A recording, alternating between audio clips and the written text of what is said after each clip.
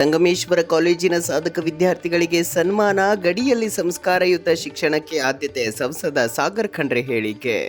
ಗಡಿ ಭಾಗದಲ್ಲಿ ಹಿರೇಮಠ ಸಂಸ್ಥಾನ ವಿದ್ಯಾಪೀಠ ಟ್ರಸ್ಟ್ ವತಿಯಿಂದ ಗುಣಾತ್ಮಕ ಶಿಕ್ಷಣ ಮತ್ತು ಉತ್ತಮ ಸಂಸ್ಕಾರ ಕಲಿಸಿಕೊಡುವ ಕೆಲಸ ಆಗುತ್ತಿರುವುದು ಸಂತಸ ತರಿಸಿದೆ ಎಂದು ಸಂಸದ ಸಾಗರ್ ಖಂಡ್ರೆ ಹೇಳಿದರು. ಭಾಲ್ಕಿ ಪಟ್ಟಣದ ಹಿರೇಮಠ ಸಂಸ್ಥಾನದಲ್ಲಿ ದ್ವಿತೀಯ ಪಿಯುಯಲ್ಲಿ ಅತಿ ಹೆಚ್ಚು ಅಂಕ ಗಳಿಸಿದ ಸಂಗಮೇಶ್ವರ ಕಾಲೇಜಿನ ಸಾಧಕ ವಿದ್ಯಾರ್ಥಿಗಳನ್ನು ಸನ್ಮಾನಿಸಿ ಅವರು ಮಾತನಾಡಿದರು.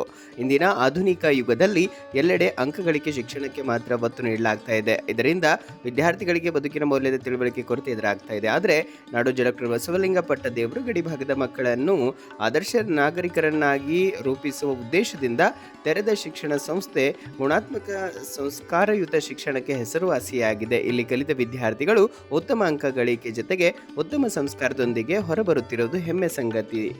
ಮುಂದಿನ ದಿನಗಳಲ್ಲಿ ಮತ್ತಷ್ಟು ವಿದ್ಯಾರ್ಥಿಗಳು ರಾಜ್ಯ ಮತ್ತು ರಾಷ್ಟ್ರ ಮಟ್ಟದಲ್ಲಿ ಶೈಕ್ಷಣಿಕವಾಗಿ ಸಾಧನೆ ತೋರಲಿ ಎಂದು ಆಶಿಸಿದ್ರು.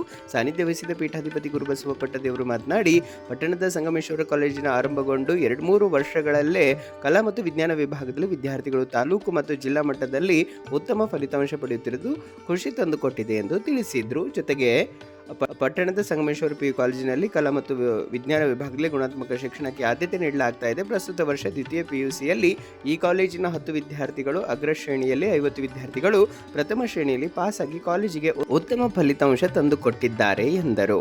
ಕಡೆಯ ಚನ್ನಬಸವೇಶ್ವರ ಗುರುಕುಲ ವಸತಿ ವಿಜ್ಞಾನ ಕಾಲೇಜಿನ ಪ್ರಾಚಾರ್ಯ ಬಸವರಾಜ ಮೊಳಕೆರೆ ಪ್ರಾಸ್ತಾವಿಕ ಮಾತನಾಡಿದರು. ಈ ಸಂದರ್ಭದಲ್ಲಿ ಹಿರೇಮಠ ಸಂಸ್ಥಾನ ವಿದ್ಯಾಪೀಠ ಟ್ರಸ್ಟ್ ನಿರ್ದೇಶಕ ಶಶಿಧರ್ ಕೋಸಂಬಿ, ಸಂಗಮೇಶ್ವರ ಶಿಕ್ಷಣ ಸಂಸ್ಥೆ ಸ್ಥಾಯಿ ಕಮಿಟಿ ಅಧ್ಯಕ್ಷ ಧನರಾಜ್ ಬೊಂಬಾಳಿಗೆ, ಜಿಲ್ಲಾ ಶಿಕ್ಷಣ ಸಾಹಿತ್ಯ ಪರಿಷತ್ ಅಧ್ಯಕ್ಷ ಶಂಭುಲಿಂಗ ಕಾಮಣ್ಣ, ರೈತ ಮುಖಂಡ ನಾಗಶೆಟ್ಟಿ ಲಂಜವಾಡೆ, ಸಂಗಮೇಶ್ ಜವಾದೆ, ಕಾಶಿನಾಥ್ ಬೂರೆ, ಪ್ರಾಚಾರ್ಯರಾದ ಪ್ರವೀಣ್ ಹಿರೇಮಠ, ವ್ಯವಸ್ಥಾಪಕ ವಿವೇಕ್ ಜೋಶಿ, ಸ್ನೇಹಲತಾ ಪಾಟೀಲ್, ನಾಗಾರಾಣಿ ಸೇರಿದಂತೆ ಹಲವರು ಇದ್ದರು.